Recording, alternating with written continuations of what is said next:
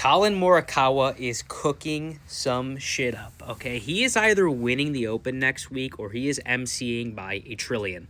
Let's talk. Okay, do you remember the putters that he posted on his Instagram story last week? I was low-key tweaking over this one, and for good reason. It's a lot more unique than I initially realized. Obviously, it is a mid-slant design, like I mentioned, but do you notice anything unique? How about when we compare it to the OG Spider Proto he had in the bag last week?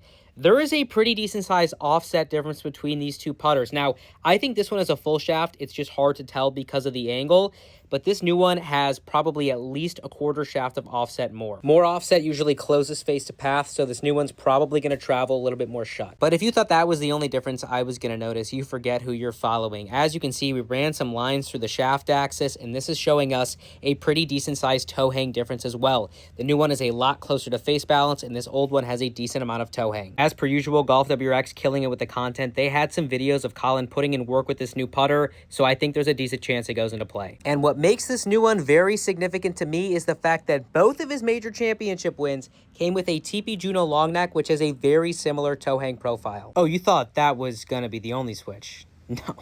No. Collin is also testing a new driving iron this week as well, and the model certainly seems to be this new TaylorMade P UDI 1 iron, which may or may not be coming out ahead of the Open.